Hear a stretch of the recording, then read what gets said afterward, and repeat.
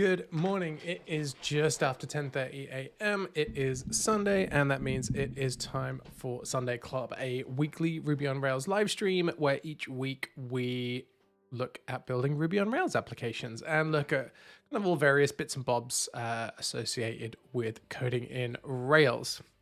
And the application that we work on week to week at the moment is an event ticketing and registration application where people can organize events like a fun run or something like that.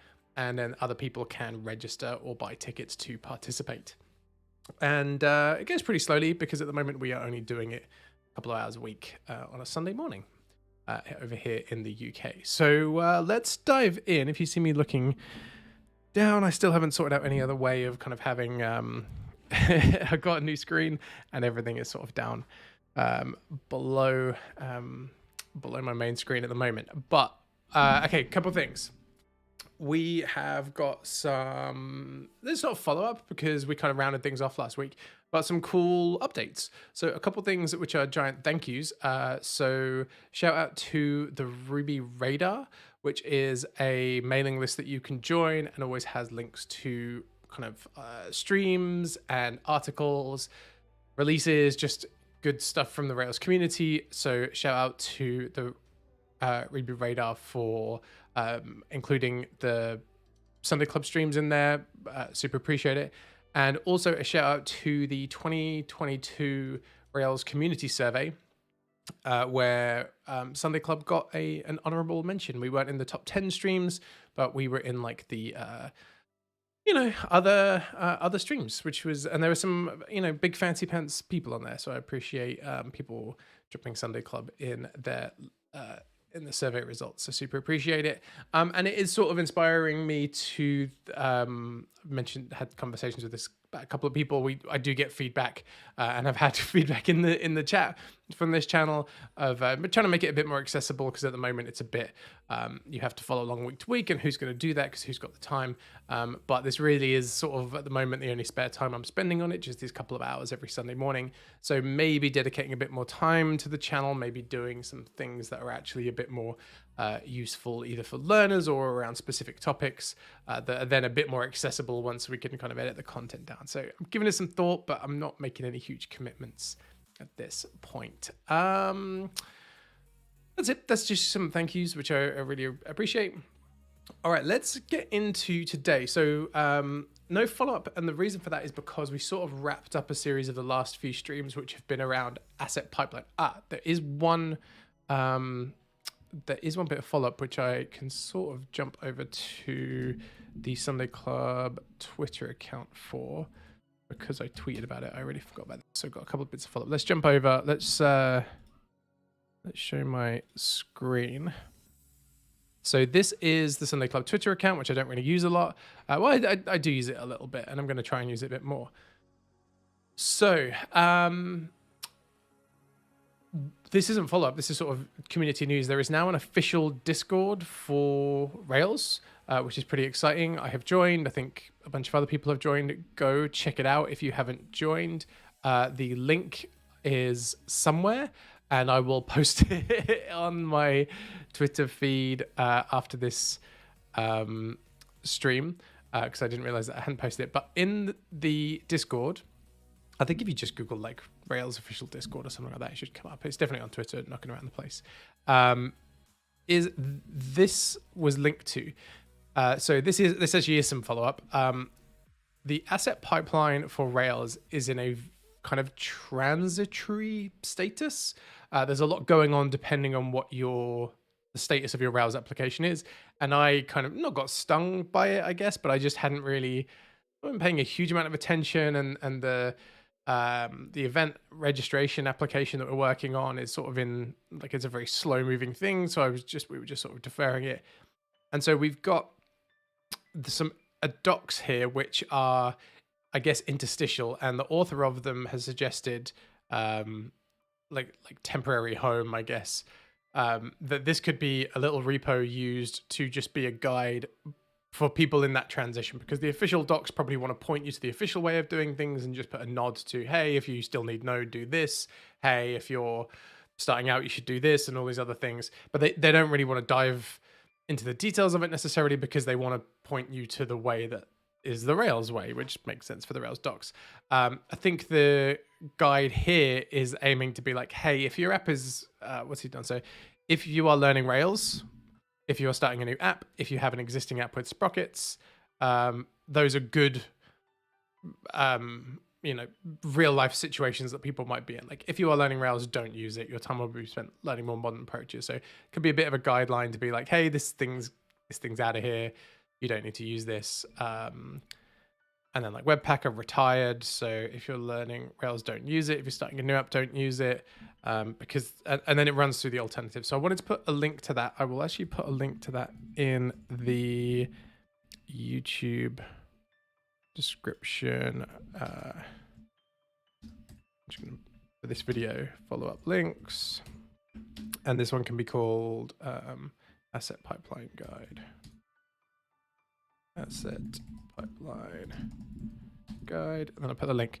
So check out the, if you're watching this later, check out the YouTube description of this video and you will find this. Or also go check out the official Rails Discord, which is where this will be. So we have ended up using import maps JS bundling. So we ended up using JS bundling Rails and CSS bundling Rails. So these are the two that we ended up using. ES build and Dart SAS, I think, were the two we ended up using. And it looks like they haven't written up these extra steps, but I'll follow up in Discord and see what people are doing with them, because that would be pretty handy, I think. So yep, check out the Discord, check out these docs if you're in the same state. I'm kind of done with that now, so we're wrapping that up. But that was some follow-up. Okay, so that's right. What do we want to take a look at today? I sort of had mentioned on the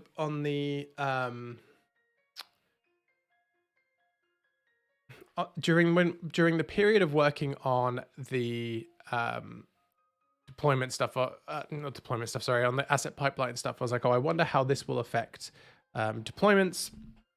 And I had sort of assumed that we were going to deploy the app to Heroku. Now, in the Sunday Club YouTube archive, I don't know why, but I'm in incognito mode, Sunday Club YouTube. So in here you get, what's this? Okay, yep. We can go to videos. And in here, many moons ago, I've got to get back to putting some of these graphics on here. Okay, so we have a couple of streams here. So we're going to put our app live on Heroku. So a year ago, what date was this? If you hover over it, does it give you the date in a kind of Rails app style? It does not. Okay, great. So a year ago, whatever, we have a video where we took a pretty vanilla Rails 6 application, I'm guessing at that time, and put it on a Heroku, got it working, and then use GitHub Actions to run the CI stuff. And then we've got some follow-up GitHub Actions on the next video. Great, got everything working. So if you are interested in what it looks like to get something working on Heroku, we have a video for that. And obviously the docs are great. There's loads of community resource stuff out there. So I think you're all set up if you want to go and do stuff on Heroku. What happens if you don't want to put stuff on Heroku? What is out there at the moment? And I started kind of looking into this and Googling and researching around. Heroku is, someone asked in the chat actually recently if I had an opinion about what's going on over there. They have had a pretty major security incident, and the fallout of that still seems to be happening. There was a huge write-up from, I think it was this week it got published, like what happened, the steps, a big kind of post-mortem look into what's going on. I think that the Heroku GitHub integration has now been turned back on after being disabled for weeks, potentially months, I think. I'm not actively using anything at the moment, so I haven't really been in it. I think I mentioned that when someone asked on the chat. But I thought it would be interesting to take a look at what's out there. I'm not saying that because there was a security incident that would be enough to kind of make me leave or anything like that. Like I think there's a lot wrapped up in that. For example, Heroku, which is owned by Salesforce, has the resources to go and dive into what's happened. Has the hopefully the staff and resourcing to really dive in, and a bunch of super smart people are over there working on those things. So I'm not sure that simply by having a security incident, that's enough to make, or enough of a reason for someone to consider totally leaving a provider, because all providers potentially have different risk levels and things like that. And also that, like, if you were a smaller provider, would they even have the resource to look into that, into issues like that? But then there are huge amounts of trade-offs all over the place. So I'm not advocating that for or against any given provider, but I did just want to look at the alternatives before people, think that I'm just like, hey, don't go over there. Like, I'm pretty sure that I would still put stuff on Heroku. Like, it's it's a big company, and it's owned by an even bigger company. They have a lot of stuff going on. But let's take a look at some alternatives, because I'm interested. And I think that we want to put our new application somewhere. So, okay, let's not jump to the providers. Let's go and look. So what I did was I did some real due diligence. I started Googling around half an hour ago, and I Googled Rails Heroku alternatives. I didn't even spell it correctly. That's how good my diligence was. So, it's kind of an interesting world around this, because I think it depends on what matrix of you're looking into for your criteria. Like, what do you need from your provider? So I found a Reddit thread where people, this is from a year ago, but I think most of the providers in here are still sort of this doesn't seem like a very fast moving world. It's infrastructure based, so it's just not fast moving by definition. You don't want infrastructure providers that are kind of coming and going on a regular basis. If you're going to put your time and energy and money into a provider, you sort of want to know that it's going to be there in 5 years, for example. I certainly have a few apps on Heroku that I've kind of put up there. I pay them some money and they sit and do the thing that they're doing. And I don't really, other than the updating Rails and stuff like that, like, I don't expect Heroku to go anywhere anytime soon. So I just pay them the money and they sit there and do their thing. Whereas that seemed to be the case here, but most of the stuff mentioned a year ago still seem to be knocking around, which is good. All right, so there was a few providers. However, someone has done a really helpful thing. And so I found this Medium post, which was linked to, I think, in here somewhere. Just trying to find some credit to give the right person the credit. I'm not going to find it now, am I? Here we go. I think this is KS. I don't know if that's let's see if that is the person's name, because they linked to a Medium article. Cash. Okay, so this article is Heroku alternatives, but they went one step further. So shout out to Cash here. So this is in May. Rather than just writing up an article, actually purchased HerokuAlternatives.com. And they don't seem to be getting any kind of kickback from this. I don't know if these links are affiliate links. Like, shout out if they are, because this seemed to be worth the which bit's the link? Oh, is none of this an A tag and all of this a fancy JavaScript thing? Oh man. See, this kind of like I just want to see the fucking URL. Because you don't even get a URL when you... Okay, fine. Oh, no. Oh, okay, because it goes through to a page. Okay. Oh, it doesn't even... Oh, I kind of was hoping for Cash's sake that he was on commission from these. Cash, I think you should be on affiliate links for these, because you've done all this work to put all this in one place. So, hosting providers, throw him some money. Like, he's trying to send traffic your way. So I really appreciate it. So it made research really helpful this morning. So HerokuAlternatives.com, you can check that out. And also has then gone the extra mile to be like, is there a free tier? which people want to know. So that's one of the matrix, like the matrix of decisions that I think people are going to make. Money, like the cost is a big one, and then complexity. These are kind of two quick shorthand ones that I think people are going to value. Free tier, and then on these other ones, you're like any cloud. So this idea of like, are you hosting your actual servers on AWS? So you're going to put them on Google Cloud thing. Is it just called Google Cloud? Google App Engine? They keep changing its name, I think. So that's I don't know. I've never really lived in the Google Cloud world. And so, yeah, let's go and dive into some of these. It seems like it was as good a list as anyone else. I did find a couple of other slightly longer lists. Where are they? Sorry, I did have a couple of other articles open. Maybe I closed them. Or maybe they were in this thread. There are other providers in here. But they seem a little less established. Or they are just one slice of the thing that Heroku does, which isn't overly useful. And I know that some of these are like that, like I think Render and Cloud. I can't remember, just Render. I think Cloud 66, like you sort of have your own servers under the hood. I also pulled up Hatchbox, which is Chris Oliver from Go Rails runs Hatchbox,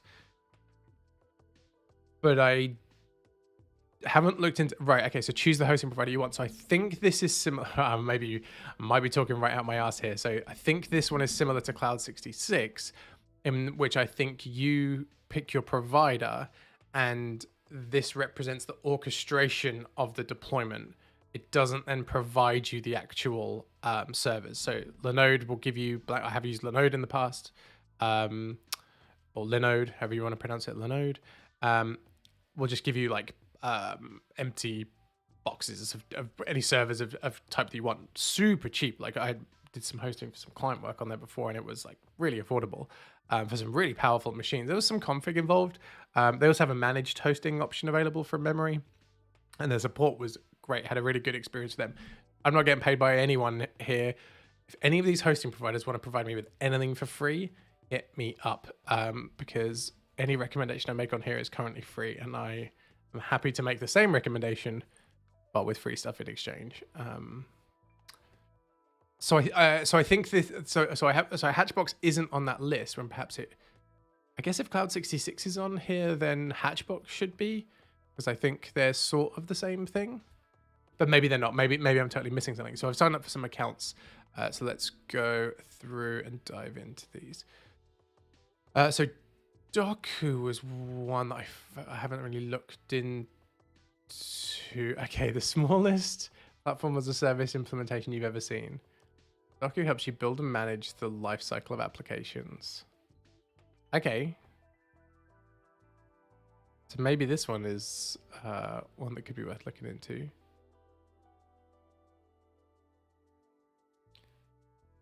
Okay. So let's start putting a list together that we can post. And this we'll just do just chuck a quick list in here.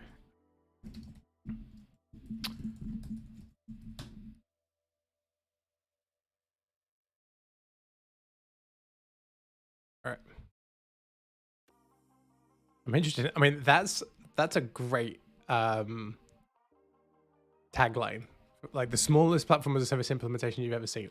I don't know why the size of the implementation is a selling point, but I'm immediately intrigued. Like, I don't think I give a shit how about why that's a selling point, but I'm into it. Like, okay. So what is this called? This is I'm just gonna make this is just some notes so I remember things. I'm not trying to do anything too major. So let's yeah, okay, let's just put that as a how do you do this again? Okay. Maybe what I would love to do is try and, I don't know how much time I've got today, but I'd love to try and get the app running on these. I think I think I've got DigitalOcean, Cloud 66, and render accounts that I've created. So I've created 3 empty accounts, which we'll come to in a second. But maybe we can try and get, because we've got such a simple application, maybe we can try and get it running.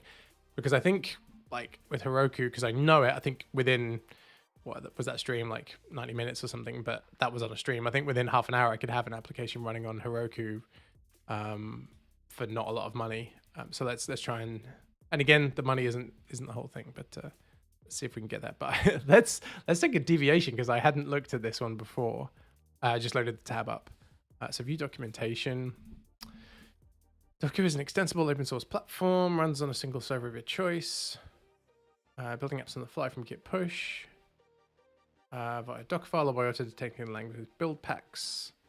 Starts containers based on your image. Okay, so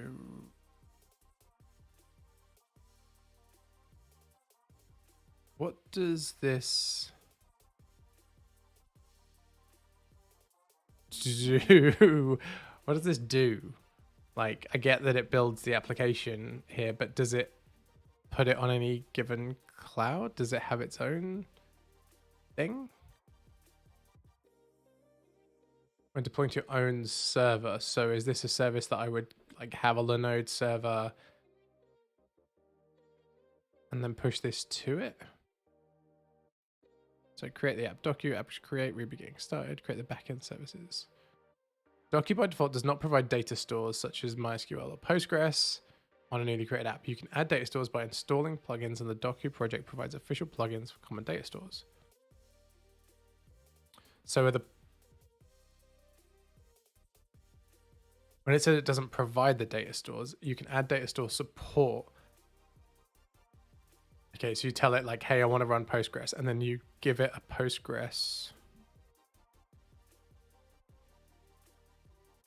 So Docker Postgres create, is that creating an instance of a Postgres database? Or do you have to tell it like which service you want the database on? I'm not quite clear. Maybe it's as usual on the stream, I'm just sort of skimming the docs. I'm not quite clear.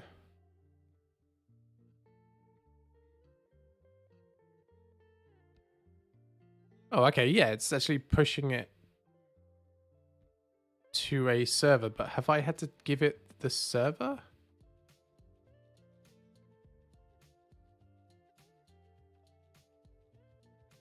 Where is it pushing it to? Deploying to Docu.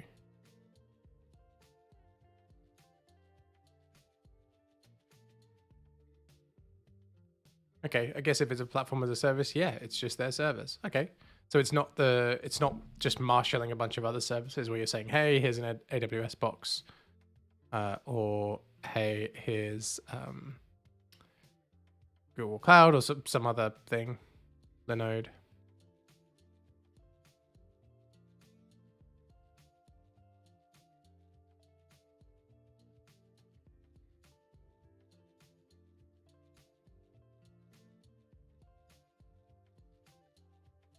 Okay, cool. So everything seems to be pretty command line-y, but Heroku, you can run Heroku from the entire CLI as well. Submarine support.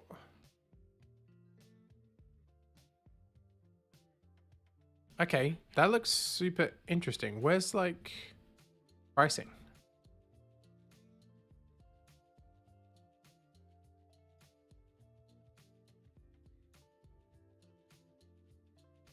What? $650 for life. To pre-production service.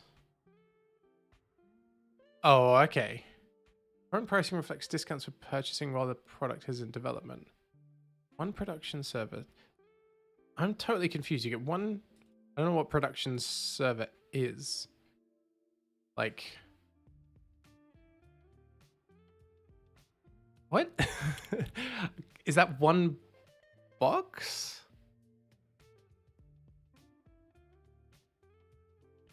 Push data store support. Scaling. Is that what happens if you want to scale to multiple boxes? Is that? I don't think I really understand that list.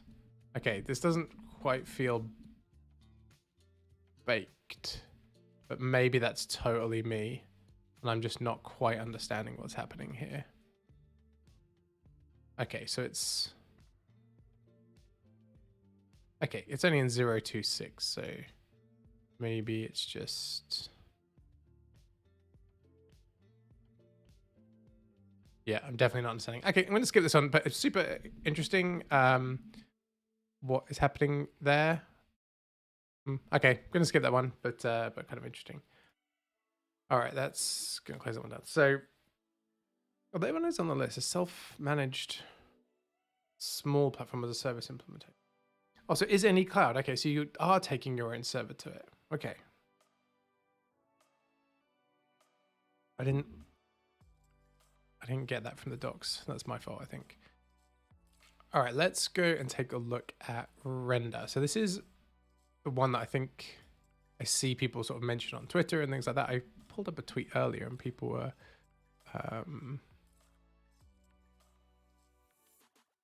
talking about this one pretty regularly.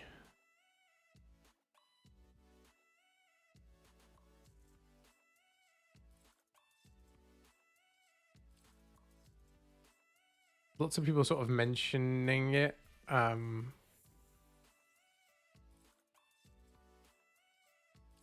Again, in that sort of same way where people are like, okay, well, I'm not moving yet. When is this from? Okay, this is just the first. I don't know who this is, by the way. It's the first thing that came up when I Googled it.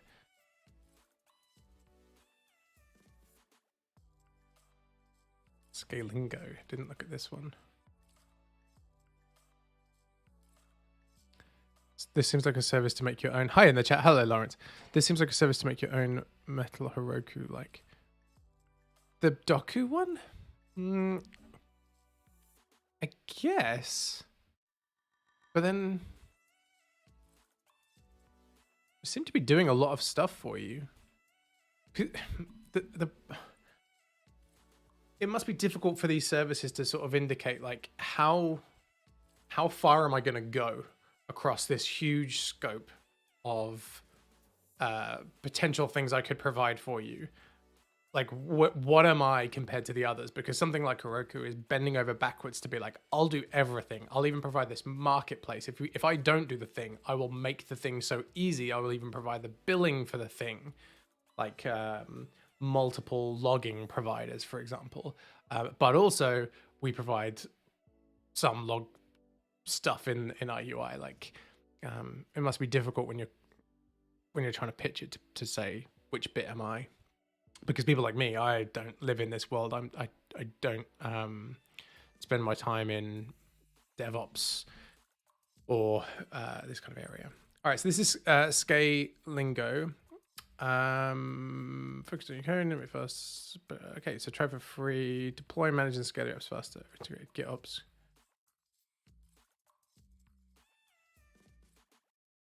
Okay, so this one offers databases.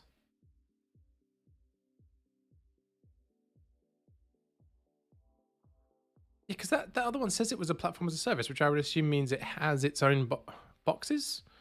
Like you're not... Like with Heroku, under the hood is AWS, I think. But you're never choosing AWS. Like you're like, oh, I'll just get you a box, don't worry about it. A server or a dyno or whatever they call them, like a thing, a place where your code will run. I do like this because this is such a pain in the ass when it's important to the project you're working on, which is GDPR compliant. I am based in the UK, and so I have no idea what's about to happen because we are no longer in the EU, and so data protection is now up for grabs for EU legislators, I would assume. At the moment, I think they're just saying everything sort of carries over, but this might even get worse for UK companies because we would potentially live in a world where we have EU clients, but then UK specific legislation and all of that fun stuff. So I like the idea that the platform provider is going to take control of it. One of the issues with Heroku was always you could have EU based servers a lot of like the marketplace stuff might be US based, so it was never quite clear what data was necessarily crossing boundaries. I think like I can't remember, this was a long time ago, but like is the Postgres instance in the same region as your dyno, things like that. That's probably all solved now, but I don't know. Okay, this looks snazzy because I love a good landing page. One platform for all your databases, got Postgres, great. So let's just take a look at this. For free, region, Paris, France. Love that it's actually region because it's got a little accent above the E. All right, we want small server. Can we have a database as well? Yes, I'd like a Postgres database, and I would like a starter database. A gig. Okay. Oh, that's a RAM. Okay, included storage 20 gig. Okay, fine. For 14 euros. I've just been to Spain recently, so it's about it's a 1.1. So is that like that's like 13 quid, I think. 1440. Oh, 1236. Okay. I wasn't too far off. I didn't look at this one previously. I actually had run through some of these price things. Network. Don't know what this is.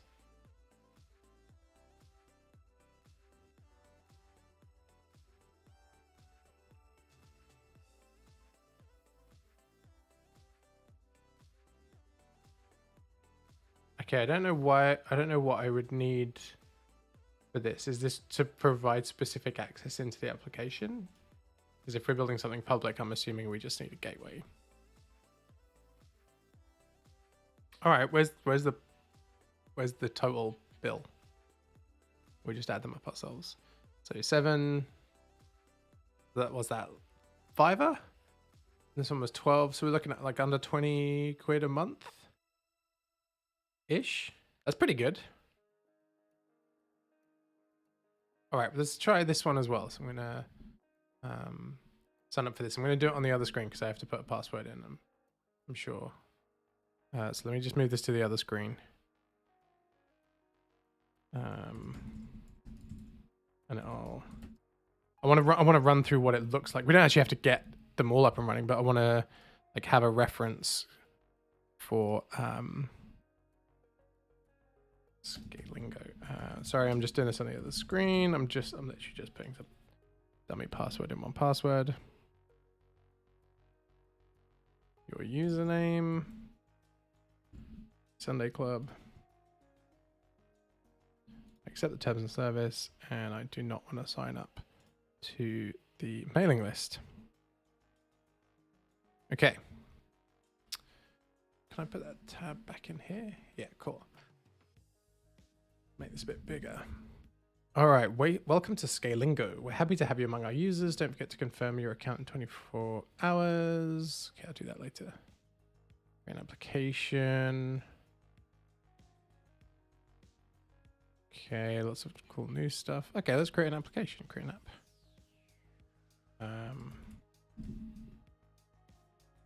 Okay. Yes. The region Paris, great. Great app. Well, we'll just put a git push for now. We can connect it to a GitHub repo later. Because presumably we can tell it to do, all the fancy deployments from when our CI runs or from GitHub Actions and all that fun stuff. Okay, this looks really Heroku-y. And at that kind of price, this seems really like a natural competitor. It seems to, just from this first blush, seems to sort of live right in that same world. And for me, in this kind of like hobby app for the stream, in the same price point. So I actually have Heroku's pricing open. So free and hobby is the one I've selected. And so can get free dyno, but it goes to sleep all the time. So you want like a dyno for $7 a month. And you can get a lot. I've actually run a lot of more than you'd think side projects just for a little while for a hobby dyno. You then want a developer. You then want a database, and they have this $9 a month database, which will kind of get you out the gate. And so that's roughly where you want to get to. And then if you need Redis, which I think Rails is sort of moving in this world where you want all that action cable stuff, I think you sort of need Redis. I don't think you have to use Redis specifically. I think you probably want to. I haven't used this, but they have some version for free, which is probably not that tenable because all the free ones are like just kind of proof of concept stuff. So here you're looking at like $15, $20 a month. I love that it jumps straight to a full Kafka installation. It's like, hey, knocking around? Great, you probably need this event stream. Which we don't. So that's the kind of pricing that we're looking at. So that's 7 and 9 and maybe 15. But these are in US dollars. So what's that? So let's say 9 USD and GBP, £7.36. It's pretty affordable. Like these are both in the same ballpark. So let's go jump back to Scale and Go. Containers, which I'm assuming is the equivalent of Heroku's dynos. Add-ons, which I'm assuming is their equivalent of their add-ons, extensions, can't remember what they're called. Schedule tasks, you get schedule tasks in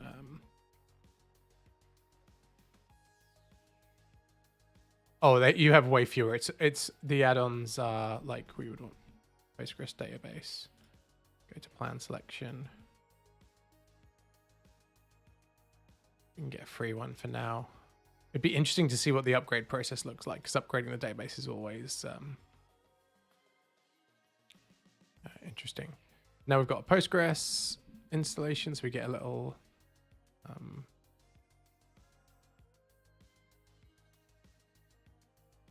dashboard for that. Again, this is all very Heroku-y. You get Heroku Postgres. Has its own, it comes out in its own tab. It has its own little tools and things like that.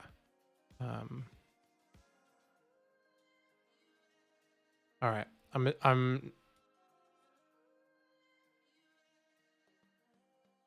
glad that the connection string doesn't have the username and password in it, because I don't want everyone abusing my free database. Okay, so no containers yet. They will appear after the first successful deployment. So we can deploy in here. And will it do what Heroku does and detect our repo type? That would be really cool. Now, review apps. I love Heroku review apps. They were incredibly helpful on a couple of different projects. We ended up one of them really leaning into them long term for like stakeholders to QA things, to really get into the functionality of them. So the fact that Scale and Go has them as well. If I was on a provider that didn't have them, I think you can get the gem. Was it called? There was a gem that review apps was originally based on. Hatchet, or that's stretching back to my memory. I think I would look to sort of re-implement that, and I would want to know with the provider I chose, could I basically replicate Heroku review apps? There is a cost to them, but if once you get above that kind of like proof of concept hobby kind of knock around app level, and you're willing to pay, it's like Heroku CI is like $10, something like that. And then the apps, you can decide how big you want the review apps to be, like what dyno size you need, what database they need. And so then you can also have them scale up and down automatically, things like that. And like, it's all configurable. So you can sort of control what your billing is. So you might say, well, I need a review app, but I only know that we're going to QA it within 48 hours. So I then don't need to persist that beyond that 48-hour period. So you can have the whole thing tear down, and it's pretty good. And it really helped us on those projects get production as close as possible to QA and to yeah, to like showing stakeholders what the feature was going to look like. We had specific seed data that would run on those review app builds and things like that. Really, really useful feature. If you're not using something like that, I would really recommend it. There's upfront time to put into it, but if you're working on a long-term project, incredibly useful. So the fact that Scalingo has it would make me happy. Again, I'm assuming that you can configure all that stuff for them as well. Can we just push to this? How do you actually do some docs somewhere? Settings, domains, blah, blah, blah, app management. Wow, this is all really heroic. Like everything's even called the same stuff. Okay, can I when do I just push to this? It would be too easy for that to work. I'm presumably gonna have to. Okay, so I want Scalingo docs Rails. Getting started with Ruby on Rails and Scalingo. Blah blah blah. Okay, create your application on Scalingo. I've done that. You can also use our web dashboard to achieve this operation. I've done that. Provision and configure your database. We haven't added Postgres yet. We might have to actually do some work to get this up and running. Let's see what's in our gem file. We actually do have Postgres in here. Okay, I was wrong. Do you have Postgres? Then set the following environment variable: database URL, copy the value of Scalingo MySQL URL and replace them. Oh, that's just for MySQL. Set up your application logging. Maybe we don't even need that. Maybe we could just have no logging to get it going.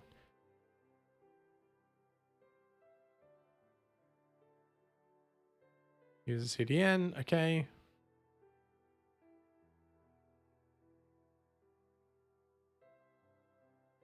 Okay.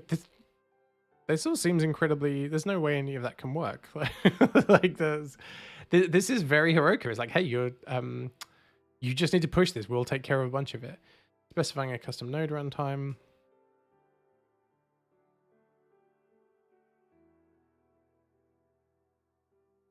So we need a build packs file. We haven't pushed this to Heroku, so we don't have that. Okay, so we could do this. Let's just try this. I'm excited to try and look. So let's have this and put these in it. Okay. And we're gonna do we're gonna call this branch Scalingo. Great.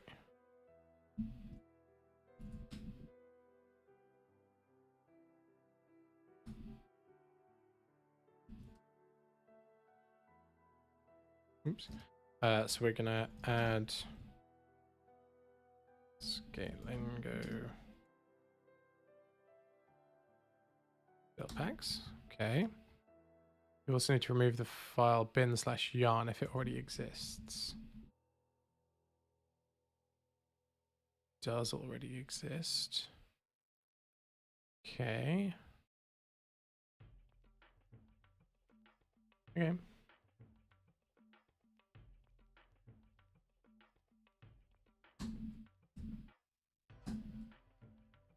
Let's do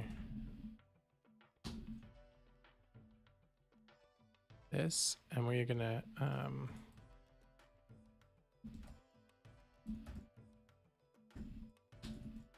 this is an instruction in the Scalingo docs, and I'll just put a link to them.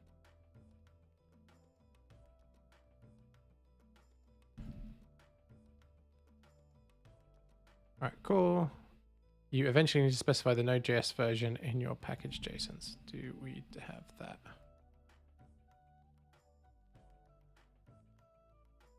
We don't have a specific Node.js version. In your engine sections of your package JSON file, you can just bump the font size up so hopefully it's a bit more readable. You can specify a version of Node.js to use. If no version is defined, Scalar installs the latest version. Okay, fine. We'll just use the latest version. Okay, fine. For now. Configure Webpacker. Well, we've just removed Webpacker. So God knows what is going to happen now because we just need Node to be present for what we've got. No idea. Okay, so we need to add Scalingo as a... Just to go back to the database one,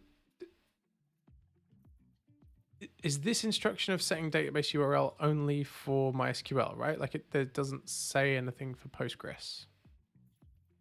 I'm just going to leave it and see what happens. Right, so we sort of want a... we want... somewhere it had like a git remote URL to give it.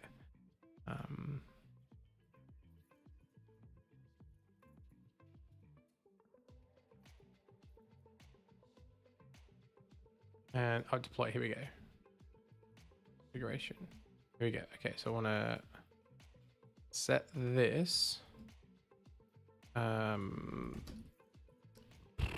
anyone remember the... just git remote add name URL.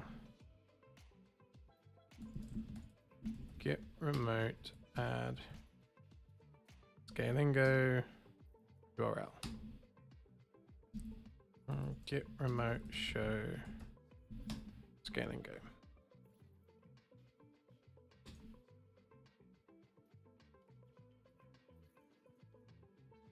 Okay, so I need to add an SSH key somewhere. Okay. So I need to do this on the other screen because I think I'm not supposed to show you, even though this is a dummy account. So I'm going to add.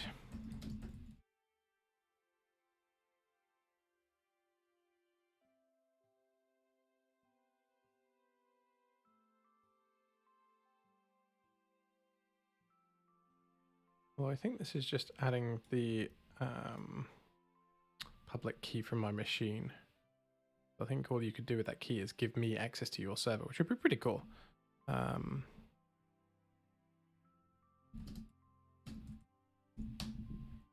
Just doing this on the other screen because I can never remember how to do this.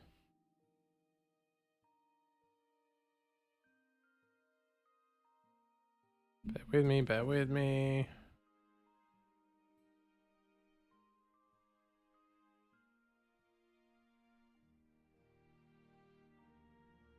Okay, so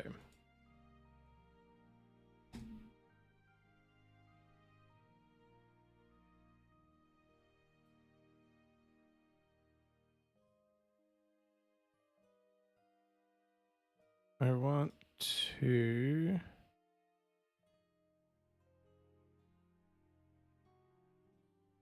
where's the little copy thing? Ah, here we go. EB copy. I know people memorize all this stuff. Like, I'm so impressed.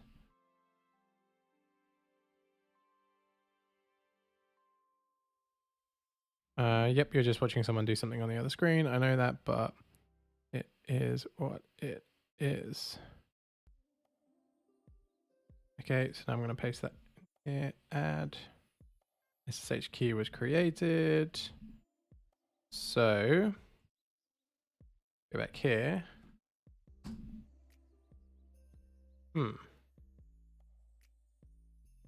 Oh, your repository is not initialized yet.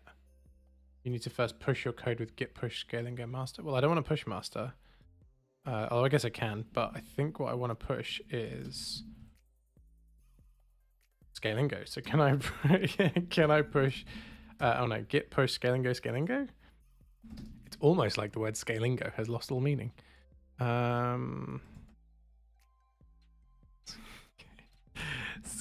Scalingo. Okay, stuff. Cannot push on non-master branch. I don't want to... okay, well, I guess I have to... Cannot push on non-master branch.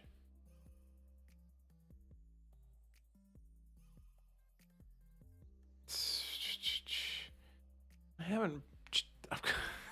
This is why I don't... This is why I should be more diligent. I've got a work in progress branch. There's now... It's like 5 work in progress branches long, and it must be about 50 commits at this point. If it's 1, it's 50. Do I just move master up to the latest one? Because I can put it back, I guess. Because master would have Webpacker in it, as that only just got removed recently. Oh, man. I then can't commit it to GitHub because I don't want Git. I then have to rewrite all the history.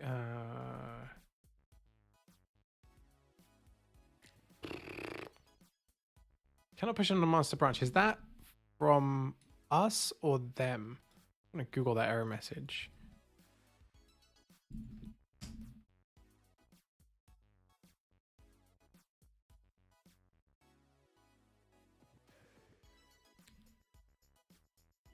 I want to specifically find that wording.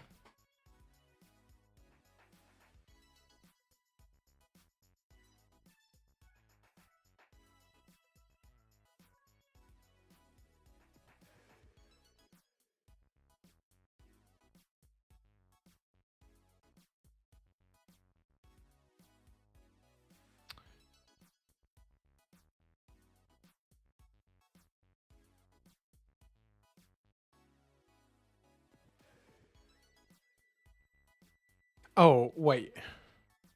Will git push where I am, but master will specify... I'm specifying which branch to push, right? So if I do this, that's the name of the remote. I do git push help.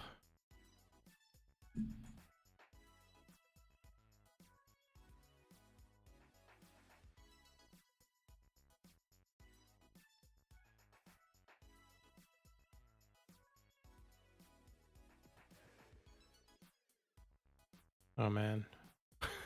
So many docs. Git push remote branch. Without additional configuration, pushes the current branch to the configured upstream branch. So git push pushes the current branch to the configured upstream branch. If it has the same name as the current branch. Okay.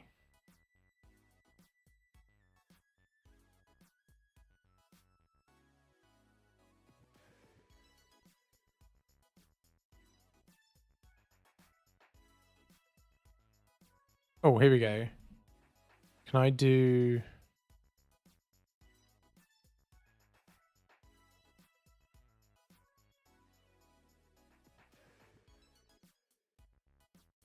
Could I potentially do git push scalingo master? Update the origins repository's master branch with the dev branch. Ah, yeah. This is what I'm looking for. I think. Just making stuff up in Git now.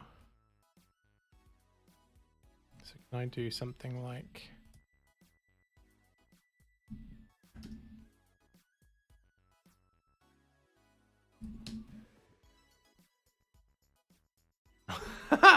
Read some documentation. Okay, cool. So I think what we've done is, I think what this line says is push to this remote, this branch locally, this branch remotely. Might have just totally misread that, but let's see what's happening. Okay, things are happening. We're doing a build. This is very exciting. I actually thought we were going to be doing this on render, but Scalingo has turned out to be great so far. Very Heroku-like in that they're like, hey, here's some docs. We're going to take care of everything. We got you.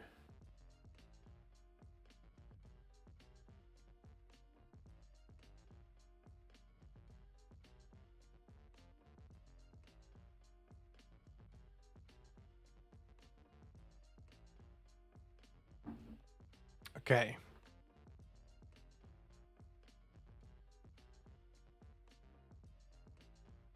Ah, right. I remember having this problem with Heroku ages ago, or something else. Maybe when we deployed the previous application. Your bundle only supports platforms, blah blah blah.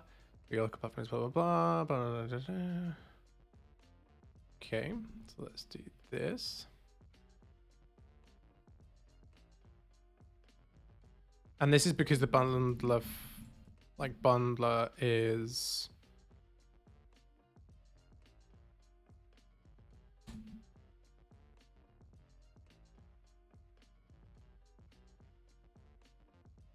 Saying only deploy this code on this type of system.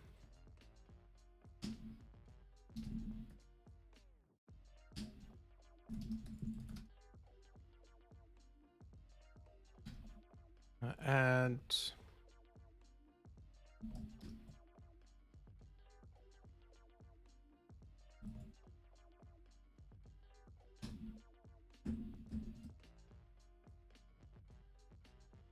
all right, let's give it another try. That was exciting for. That went really far.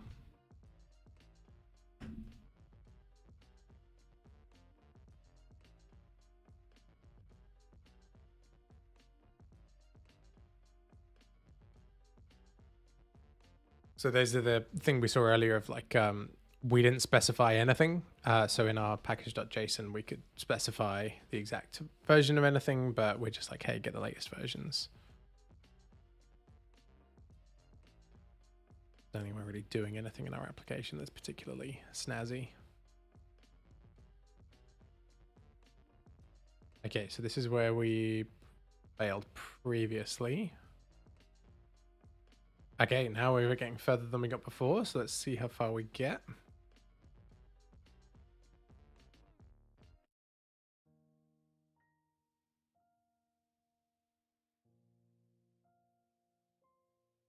We're not a million miles off, I don't think, like the default Rails behaviors. Maybe the new JS bundling and CSS bundling are outliers now because they're sort of in active development. But I think other than that, we are fairly a vanilla Rails app. There's not a lot in here. Okay, so this is all of our new asset compilation stuff. So something happened in amongst all of that. God knows what. Okay, here we go. So we got, there is a more recent Ruby version available for you to use. Yep, okay, we should be doing that. No proc file detected using the default web server. I thought we did have a proc file because we were using Foreman. Let's just jump over and check that.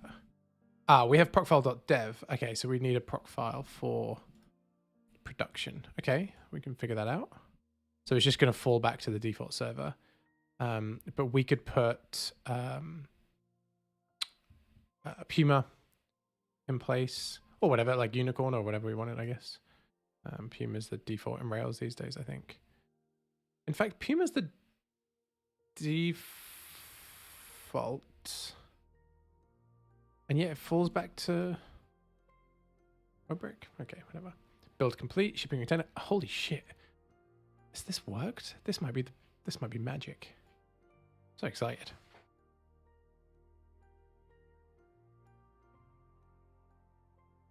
If it works, I'll just end up using them as a provider because I'm too, like, we just don't spend enough time on this application to do anything else. Although I have to say it is super handy using Heroku and having all of your billing and everything come to one place because then I can just like see how much I'm spending.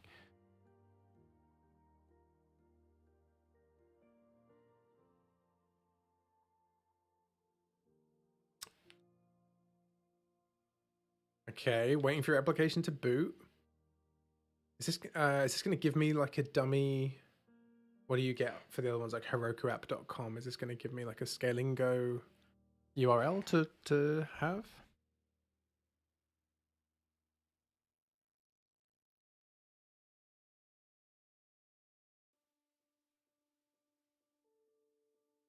Oh my god, the tension. I have some sort of sound effects on this stream. No way. Boom. It's Glorious. Wait, and has this done the database connection as well? No. Wait. Oh, I genuinely thought that it had. I was gonna freak out. Okay, so there's an error, but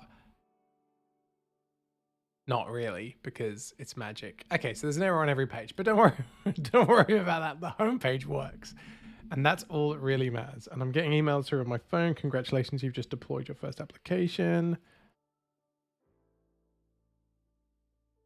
Okay, I'm gonna confirm my email address for that scaling account because I don't want it to stop working. All right, how do I see what the error is? So from Heroku, I would get some sort of logging API in the dashboard. So let's go find, I don't even see where dashboard was. I've lost it.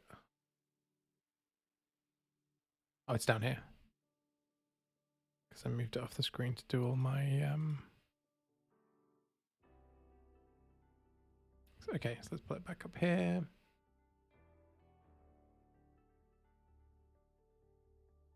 Okay. Boom. Successful deployment. Great. Activity. Successful deployment. Amazing. Logs. That's what we're looking for. We want coloration. Yeah. On. Yes.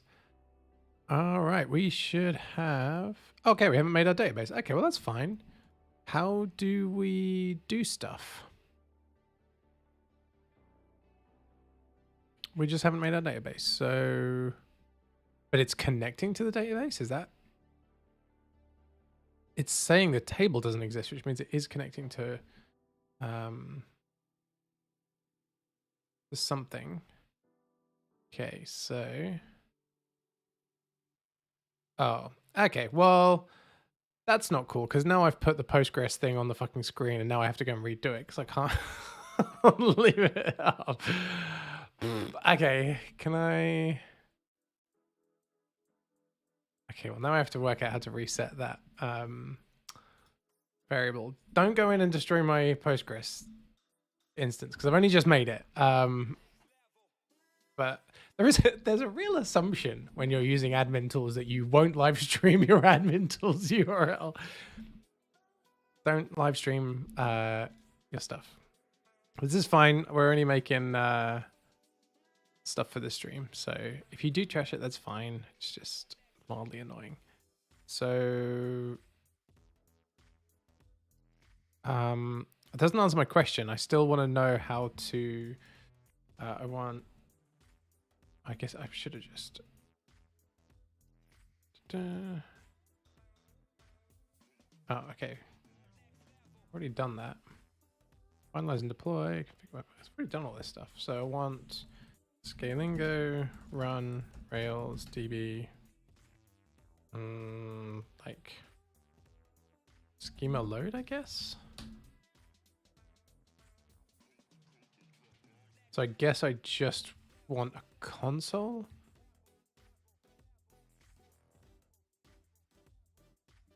Do not use rubber. Okay, fine.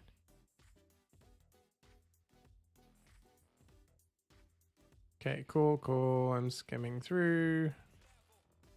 Use PMA. Yep, great. All of that's fun stuff. So how do I actually run...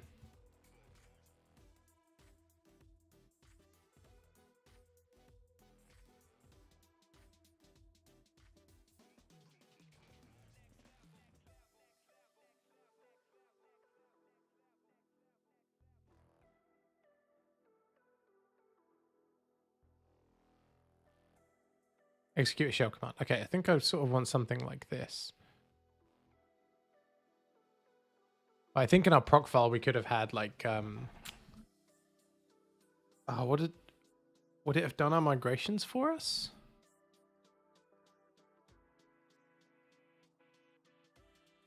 Or maybe in the build, I can't remember how Heroku does that. Maybe in the build thing you like run db migrate, because that definitely happens on the review apps as well. You can sort of, and then there's like a pre and post script entry that you can put in. You can have it run different scripts at certain points of the build process for Heroku. Okay. So I think I want the CLI installed.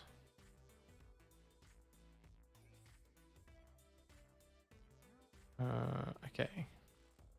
Just going to do that thing. This machine we only really use for our stream, so we're just going to do that insane thing where we just trust some rando shell script.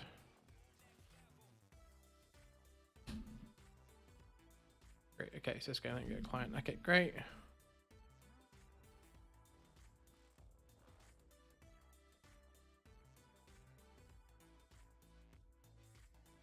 When your app is first deployed.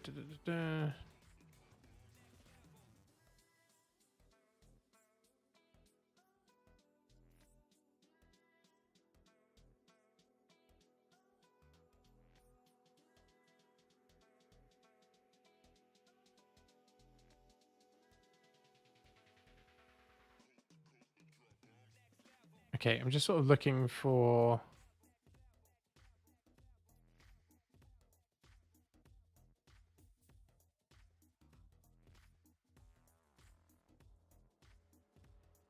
Okay, scaling go dash app, my app run analyst. Okay, so can I do... Okay, so run is how we would do these on Heroku as well. So we'd be like... Okay, so let's do scalingo. Oh, hello in the chat. How did we end up deciding on scalingo? It's a hot recommendation for the stimulus reflex community. So when the stream goes up on YouTube, you'll see that basically I have a bunch of tabs open with different providers. I was going to go through all of them. This one had a pretty compelling landing page, and then I started clicking on things, and then it was so simple to get started that I've just ended up setting the app on here. So 0 decision-making process, and I am still very interested in looking at the others. But I have to say this has been essentially seamless. So we haven't got a database migrated yet, but this was a doddle, and shout out to Scalingo for being like Heroku-esque in their approach. So we haven't bumped into any rough edges yet, so I can't really say if it's like great or not, but yeah, no diligence in the decision. And so I still have a render open over here, got Cloud 66 open ready, got DigitalOcean ready. Although shout out to DigitalOcean as well, because they are not messing around. They're like, hey, we want to verify your identity, and the best way to do that is to get you to add some payment details. Very smart, because then no one is under any illusions. It's like, we might have a free plan, but if you bump into our build stuff, you don't have to worry about suddenly reaching for your credit card or anything like that. Like, get it right up front and get it, like, you don't need to worry about that. Come on in, give us your card details. Whereas I haven't put anything into Scalingo, so I've only have their free stuff. So I guess if I tried to do anything that required money, it would just be like, hey, you can't go any further. Give us some money. So what is, I think this is my app name. And so can here, I can just do run. And then I'm guessing I can do this. I don't know, like,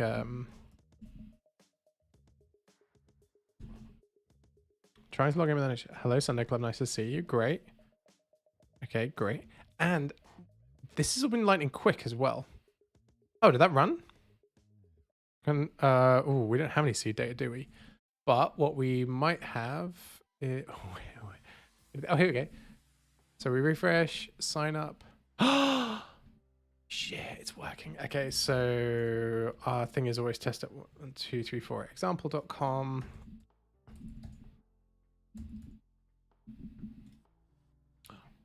Holy shit, it's totally working. This is amazing. And because I haven't built the UI to actually build the organizations, can we start can we open a live console? Will that persist? It will. Okay, so we can do wow, this is great. This is very Heroku-esque. I'm acting like I'm super shocked and surprised, but like the bar for another provider is Heroku. So I think I was expecting a lesser solution, and this is of that solution. Heroku would totally work in this same way. Like I'm like, oh wow, this is as good as I expected it to be. But I guess that's kind of a compliment to Heroku that I wasn't expecting anyone to be as easy to get off the ground with. I was expecting to have to go and do a bunch of setup stuff, which will come onto the render and things like that in a moment. So it all credit to Heroku for kind of setting that bar many years ago. Okay, so now we have an organization, and we need to create an organization membership. I'm just trying to do this from memory from our dodgy naming of things, and then the user. I've already created one user, so it's just like the last one, and then the organization. If there's only one organization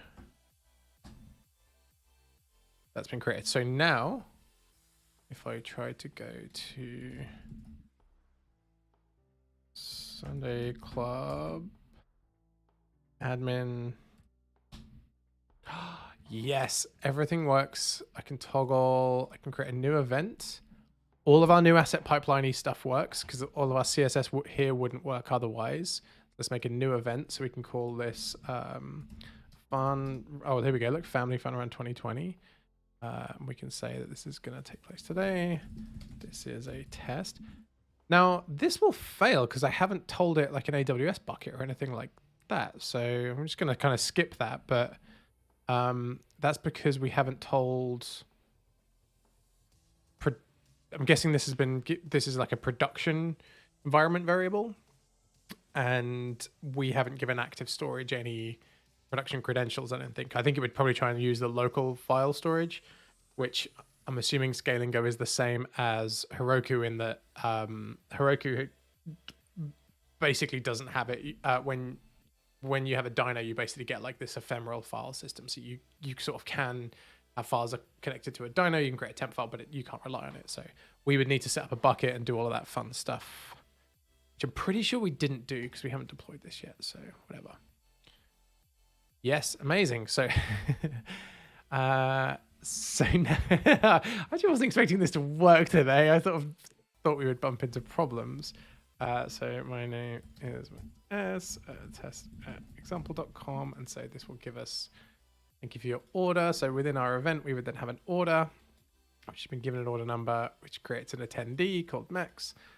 And we haven't linked to it, but you can also just see all of your orders, which I think we built. No, okay, we didn't build that. Amazing. Okay. Really impressed. Yeah, great. Great. So how much? Okay, right.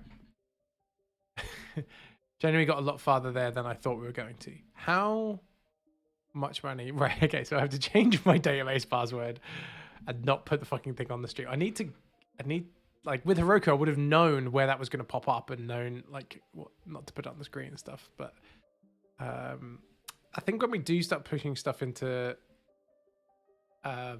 production, trying to get an app off the ground, I think maybe there will be things that we just can't stream. Like don't put the Heroku backend or Scalingo backend on the stream. That's fine. That's fine. Because we do want to try and run the application. That's sort of where I'd love to get to with this stream. So we want to, let's go to resources, containers. We've got web, got a medium that's running, and I'm assuming this is all within like my 30-day. Yes, I'm in like a 29-day free trial, right? And then I'm going to start getting charged for stuff. And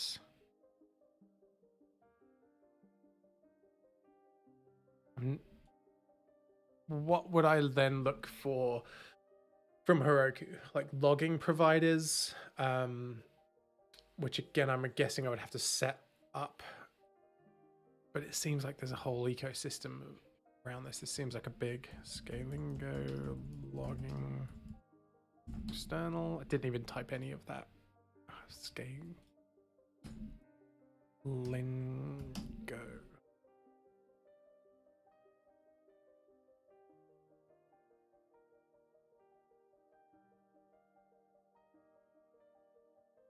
I'll actually give you an archived version of log. Okay, but they have log drain, so you can use a third-party one.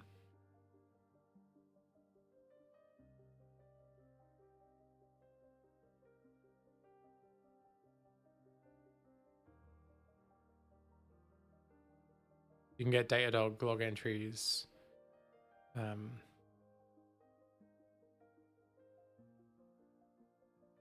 Great. Okay, cool.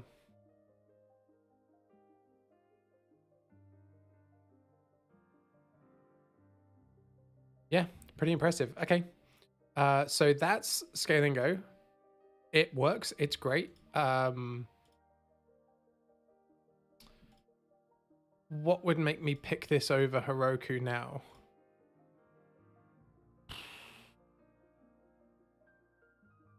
I guess pricing, I guess the fact that everything's in Europe by default for GDPR stuff. For a lot of people, I think the fact that it's not Heroku is a big selling point about switching from Heroku. They're actively looking to leave. I don't think that's me right now, but I get it. It'd be interesting to ping some support requests and see what the support time is. Not cool because I know they're sort of wasting their time, but like that is something you care about. How easy is it to change that Postgres URL? All right, cool. Okay. What time are we up to? It's now 10 to 12. Okay. Should we do a couple of the others? Because we've gone way further on Scaling Go than I thought we were going to. And this actually came initially from this tweet. So shout out to I just Googled like Twitter Heroku alternative, and this was the first tweet that came up. And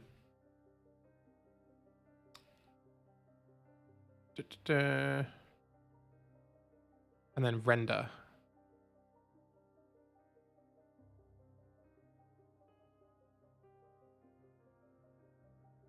This is an interesting tweet. In the last 6 months, my opinion of Heroku has taken a nosedive. The Salesforce rebrand. I mean, I don't know about that one. That seems to be ongoing for a long time. Daily logins. Yeah. The GitHub token leak, I'm going to leave that aside. That's yeah, I spoke about that at the start. That's huge, but also is any provider going to not potentially have issues? I don't know. At least maybe the way they're dealing with it is you might consider it an issue. Whatever. Glaring limitations around data stores. I mean, I've not had that problem, but then I'm not using Heroku at any kind of scale. A general glacial pace of development has got this fanboy down. Glacial pace of development, I think that HTTP 2 stuff is interesting. That would probably be a deal breaker for me because I think if we're moving to, I'm assuming this is HTTP, I think it said something. Let's go HTTP 2.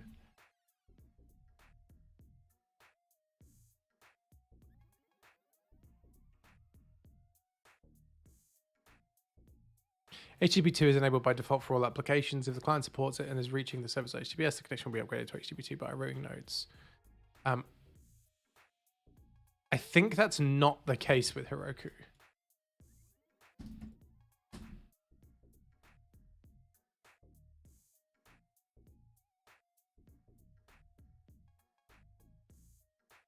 Yeah, and is also not currently supported. A link through to here.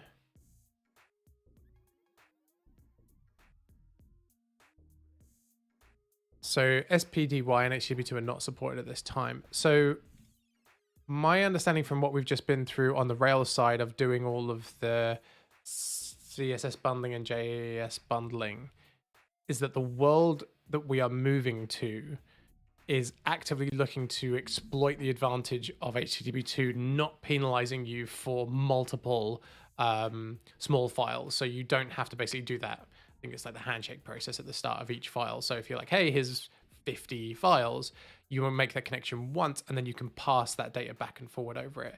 And I think a lot of the assumptions around both the way that the assets are bundled and also some of the stuff with fallbacks for action cable and things like that are around this idea of like one persistent connection, and then you pass as much as you need back and forward.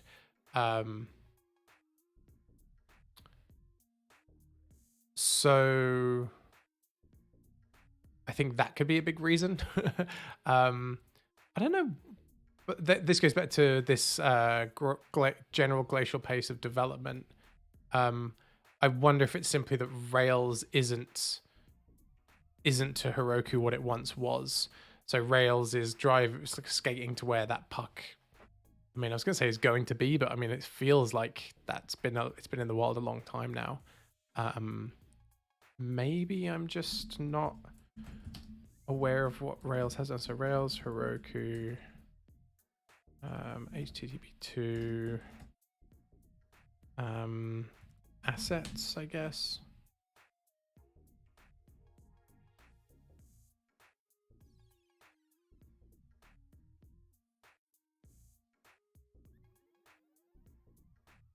Linking straight through to tweets to get the most up-to-date information, you know, like the most scientific source. This Heroku experience.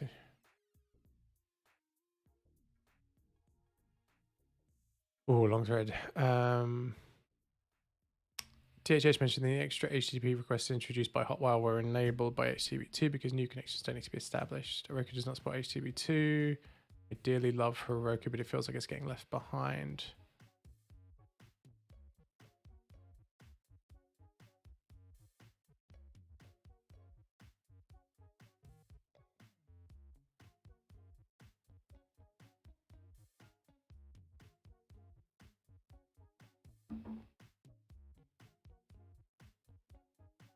This is an interesting thread about this.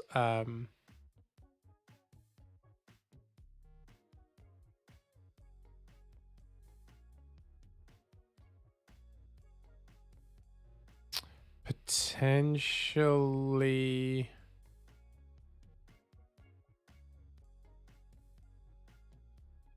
Heroku connects Puma directly to the incoming traffic of each dyno, and a cluster of dynos is behind a load balancer, which does nothing other than distribute requests. So yes, assets go straight from Puma to client. Okay, Fly.io. Could you try using Fly.io hosting services? Highly recommended service from the Stimulus Reflex community. Okay, sure. This is a very interactive stream. I was really just going down a personal curiosity thread around this HTTP2 Heroku stuff. So this is from January 2021. Interesting. Wonder why that's the setup. Anyway, you don't need Puma to do HTTP2 if you find a way to put an HTTP2 compatible reverse proxy in front. I don't know if anyone...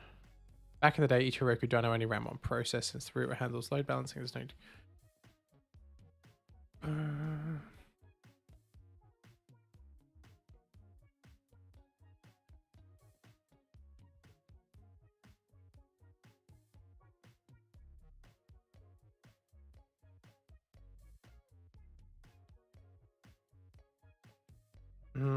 I'm confused about most people who are serious about Pepper will use a CDN anyway. It's really easy to run Heroku behind Cloudflare, which I've done. The dyno still acts as a server for the edge CDN to cache, but there's hardly any asset traffic. Is that still giving you what I think we're talking about here, which is like the persistent connection over HTTP2, which is then connecting to Puma? I might really have to go into deep on that one, because that one I think would be a deal breaker if you were really looking to lean into this, but maybe I don't understand enough about how Heroku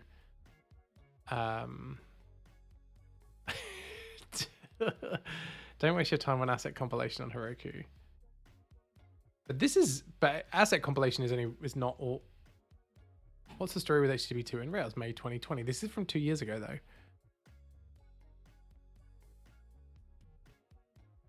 Rails needs to be extremely careful here.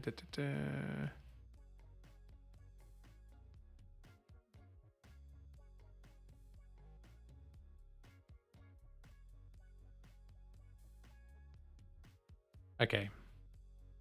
This feels like much more of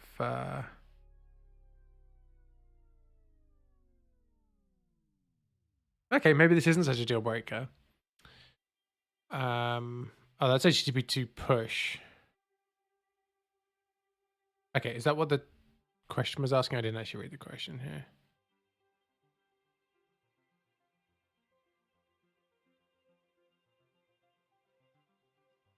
Is that the same tweet we were just looking at?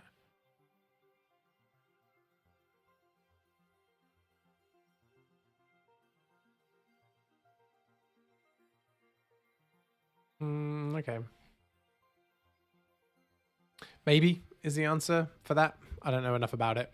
All right. Okay. What was the stuff in chat? Fly. Oh, yeah. Okay. What are we doing here? Install fly. Da, da, da. Whoever is using.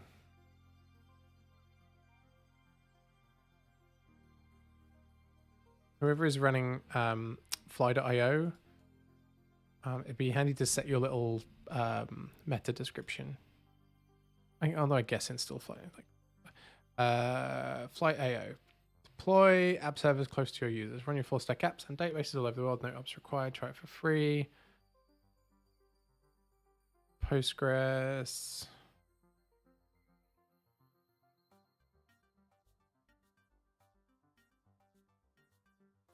Turbocharge your Heroku. So they're obviously targeting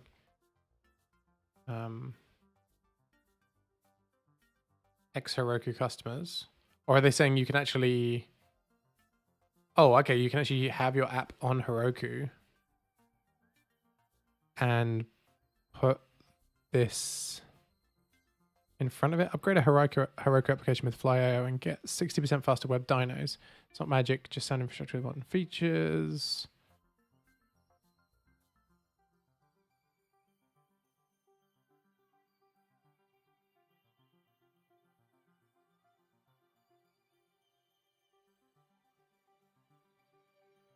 I'm just reading this to see what actually happens here.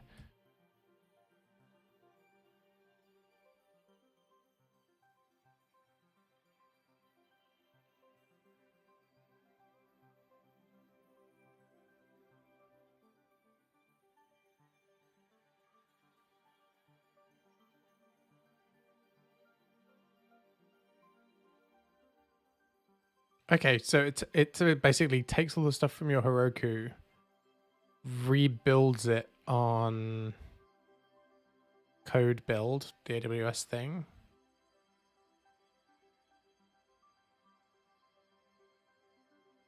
Gets everything it needs from Heroku's API. Builds the app.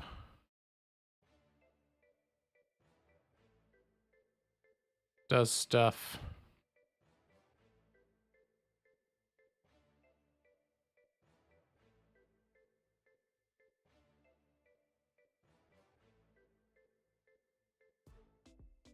New Tabuki makes migrating from... Okay, so it's for migrating from Heroku. Okay, great. So Tabuki still doesn't delete your Heroku app from Heroku.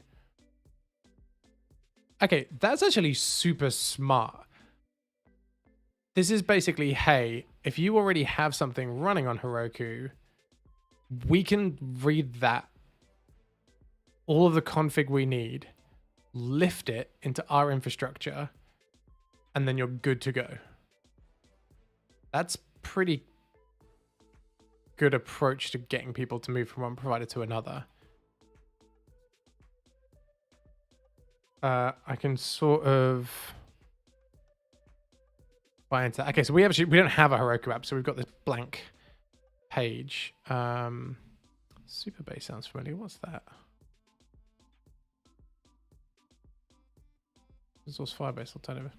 Heard of that. Okay, pricing. What does this thing cost us then? So is this one where you have to bring your own cloud, like we were looking at with Cloud 66 and Hatchbox? Our pricing is designed to let you run small applications for free and scale costs affordably as your needs grow. With this in mind, Fly.io application services are built individually based on usage, with a free allowance of resources to get you started. Billing is per org. Okay, fine. So you get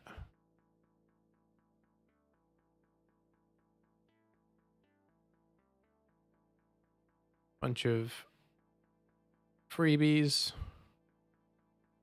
Then some billing rates, depending on what you need.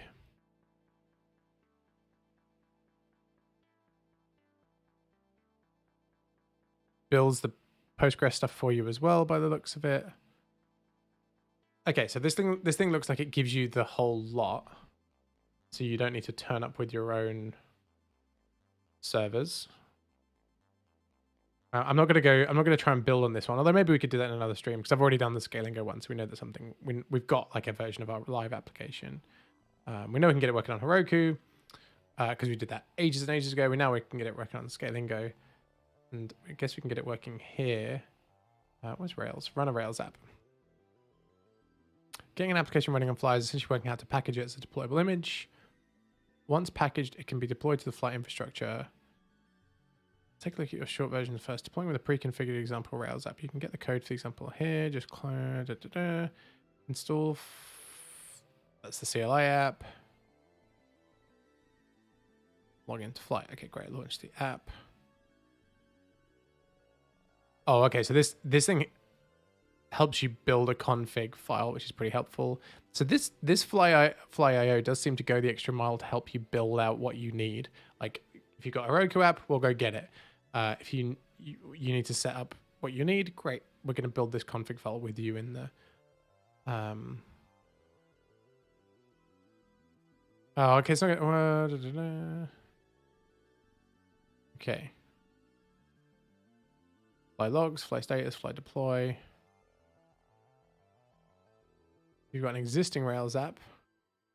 Take you through the setup steps. If using a Postgres database, your database will be settings we pass to your database URL, which Rails picks up automatically.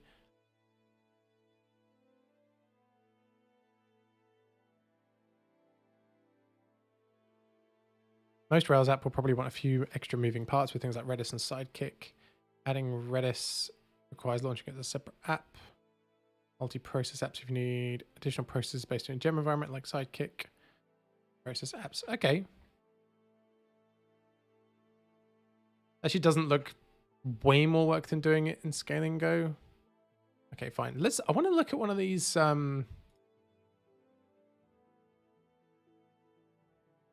like how does one of these ones where you bring your own I'd rather enter. Oh, here you go. Sorry, I missed this in the chat. The big selling point is that it allows you to host your app in different countries like some of the big websites do in order to be faster. Oh, okay. So you mean like to host your app in different countries, like but presumably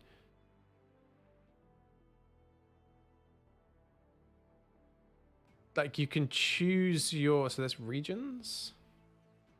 The Fly platform runs applications physically close to users and data centers around the world. On servers, we run ourselves. You can see the list of Fly regions, which regions your app is running in the Fly status. You manage your app's region pool. So I wonder what the implications of running that instead of just putting something like Cloudflare in front of it, like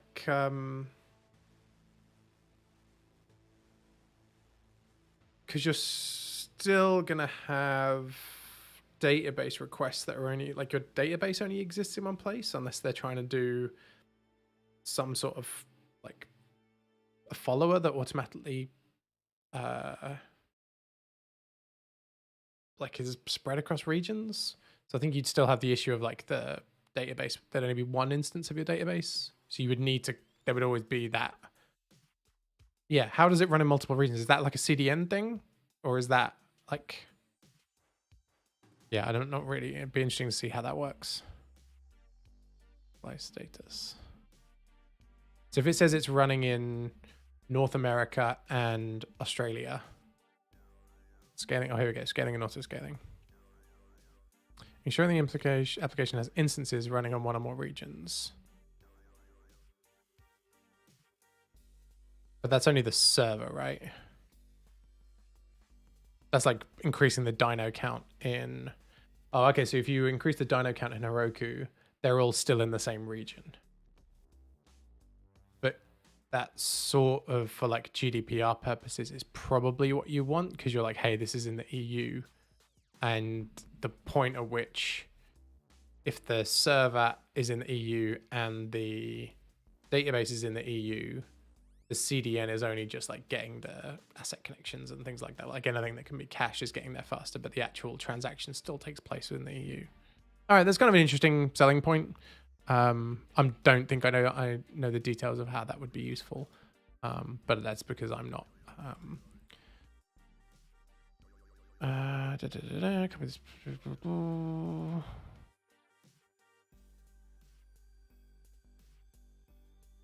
Okay.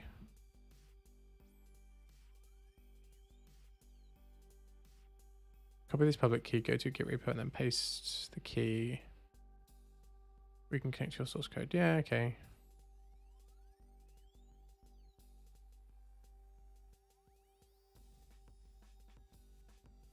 Okay, so I sort of have to give it my repo before I start. I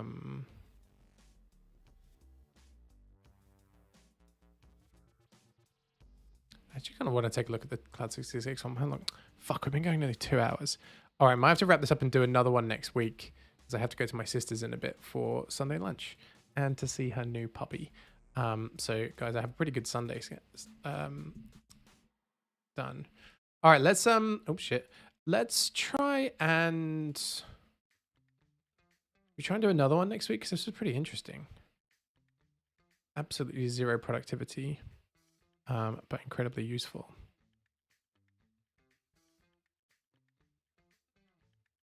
I've heard really good things. A friend of mine years and years ago used to use Cloud 66 and raved about it, and that was a very long time ago. So these Cloud 66 has been around a long time. Okay, I have been... Yeah, let's wrap it up. We'll do another one next week. And maybe we'll try and get it working on Heroku as well. Try and like do a comparison of what that looks like. But shout out to Scalingo, because I think we would definitely get it work on there. I'm gonna straight up just delete that database. Yeah, I'll delete that because I've straight up just put the password on the screen. So I've deleted the database now, so don't trash it. All right, cool. That is it. Let's wrap it up. So let's pick this up next week. What did we cover? We covered HerokuAlternatives.com. Just checking that's the right URL. HerokuAlternatives.com. And we briefly touched on Docker very quickly, Scalingo, and the other ones that we want to take a look at are Render, Cloud 66. We also brushed past Hatchbox. Didn't dive into any of those. And then I have also created a DigitalOcean account, so maybe we can take a look at that one. And this episode, what we did is get the application up and running on Scalingo, and it was pretty seamless and straightforward. So if anyone from any of those providers wants to reach out and provide us some free resources to run our little dummy application on there, we will gladly accept all of those things. But in the meantime, I'm happy to cough up and put a little dummy app up there.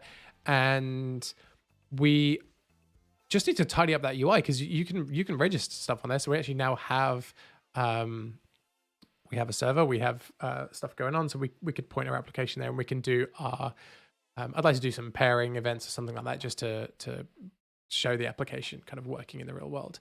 Thank you so much for everyone who has been in the chat. Super appreciate it. That's Lawrence and TangoTube TV in the chat today. And thank you again to the Ruby Radar and for the people who mentioned us on the 2022 Rails community survey. Really appreciated. And also I will try and do some work to make the stream a bit more accessible and do some stuff for like with more specific topics and kind of less rambling stuff. So maybe we'll do some a bit more edited content on the YouTube channel, but no guarantees. We'll just give it some thought. Other than that, have amazing weekends, have amazing weeks, everyone. And if I don't see you beforehand, I'll see you next Sunday, 10:30 a.m. UK time. Have a wonderful week.